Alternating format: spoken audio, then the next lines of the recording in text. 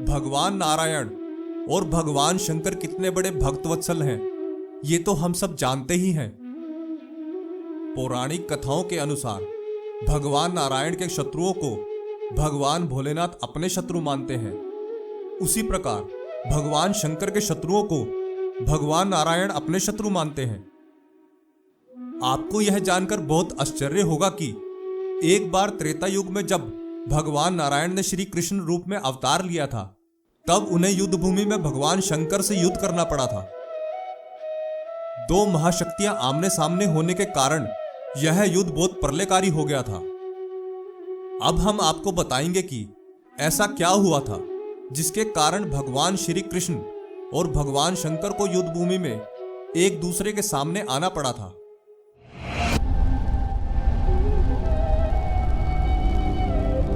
प्रणाम मित्रों, ज्ञान और वैराग्य चैनल में आपका बहुत स्वागत है। पौराणिक कथाओं के अनुसार दैत्यराज बलि के पुत्रों में से सबसे बड़ा पुत्र बाणासुर था। बाणासुर बहुत शक्तिशाली था और भगवान शंकर का परम भक्त था। उसने भगवान शंकर की घोर तपस्या कर उन्हें प्रसन्न करके सहस्त्र बाहु का वरदान प्राप्त किया और साथ ही यह भी वरदान मांग लिया कि जब भी उसे युद्ध में भगवान शंकर की जरूरत पड़ेगी, तब भगवान शंकर स्वयं उसकी रक्षा हेतु वहां प्रकट होंगे। इन वरदानों को प्राप्त करके बाणासुर बहुत अहंकारी हो गया था। भगवान शंकर ने उसके अहंकार को देखकर उसे चेतावनी देते हुए कहा कि हे बाणासुर, जिस दिन तुम्हारे महल का ध्वज गिर जाएगा, उस दिन समझ लेना कि तुम्हारा अंत निकट है। बाणासुर की एक उषा नाम की पुत्री थी जो बहुत सुंदर थी।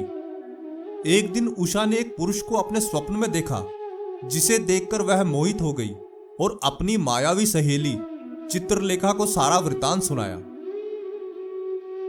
चित्रलेखा ने अपनी मायावी शक्तियों से पता लगाया कि वह पुरुष कोई और नहीं बल्कि प्रद्युम्न के पुत्र और श्री कृष्ण के पौत्र अनिरुद्ध हैं। उषा मन ही मन अनिरुद्ध से प्रेम करने लगी थी और उसी प्रेम में विवश होकर चित्रलेखा से अनिरुद्ध का अपहरण करने को कहने लगी। चित्रलेखा ने अपनी शक्तियों के द्वारा अनिरुद्ध का उसके पलंग सहित हरण कर लिया और अपनी सखी उषा के कक्ष में लेकर आ गई। जब अनिरुद्ध की निद्रा टूटी, तब उन्होंने उषा को देखा और वो भी उन पर मोहित हो गए। दोनों ने तभी गंधर्व विवाह कर लिया और जहां उनका विवाह हुआ था, वर्तमान में वह स्थान ओकीमठ नाम से प्रसिद्ध है, जो कि केदारनाथ धाम के पास पड़ता है। उस स्थान पर आज भी उषा अनिरुद्ध नाम से एक प्राचीन मंदिर है। जैसे ही बाणासुर को इस बारे में पता चला, वह क्रोध से भर गया और अनिरुद्ध को युद्ध के लिए ललकारने लगा। अनिरुद्ध और बाणासुर में भयंकर युद्ध हुआ, किंतु बाणासुर ने नागपाश का प्रयोग कर अनिरुद्ध को बंदी बना लिया और कारागार में डाल दिया। जैसे ही श्री कृष्ण को इस बारे में पता चला, तो वे बलराम, प्रद्युम्न, सांब आदि के साथ सोनितपुर पहुंच गए। वर्तमान में इस स्थान का नाम तेजपुर है, जो कि असम में पड़ता है। उधर बाणासुर ने साक्षात भगवान श्री कृष्ण को युद्ध में आया देख भगवान शंकर का आह्वान किया और युद्ध में उनका साथ देने के लिए निवेदन किया। भगवान शिव भी गणेश, कार्तिकेय, नंदी, वीरभद्र आदि के साथ बाणासुर की रक्षा करने हेतु युद्ध भूमि में उतरे। भगवान श्री कृष्ण ने पहला बाण बाणासुर के महल के ध्वज पर मारा, जिससे वह टूट गया।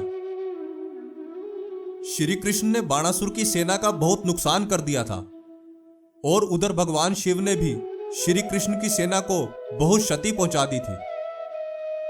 भगवान श्री कृष्ण जानते थे कि जब तक भगवान शिव बाणासुर के साथ हैं, इस युद्ध का कभी अंत नहीं हो सकता।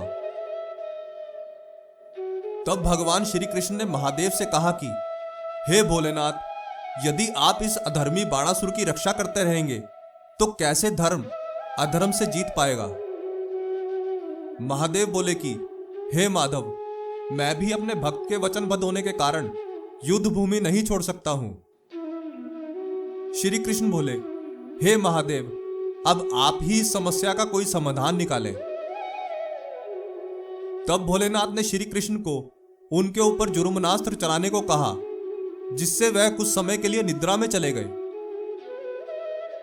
भगवान शिव के निद्रा में चले जाने के बाद बाणासुर की सेना में हाहाकार मच गया और बाणासुर अपने प्राण बचाने के लिए इधर उधर भागने लगा। भगवान श्री कृष्ण ने अपना सुदर्शन चक्र चलाकर बाणासुर की बाजुएं काटनी शुरू कर दी। जब बाणासुर की 4 बाजुएं शेष रह गई, तभी महादेव निद्रा से जाग गए और श्री कृष्ण को बाणासुर का वध करने से रोक दिया। बाणासुर को अपनी शक्ति पर बहुत घमंड था और भगवान श्री कृष्ण के द्वारा उसे माफ करने पर ना सिर्फ उसका घमंड चकनाचूर हो गया था, बल्कि वो आत्मग्लानि से भर गया था। वो हाथ जोड़कर भगवान श्री कृष्ण और भोलेनाथ के चरणों में गिर गया और माफी मांगने लगा।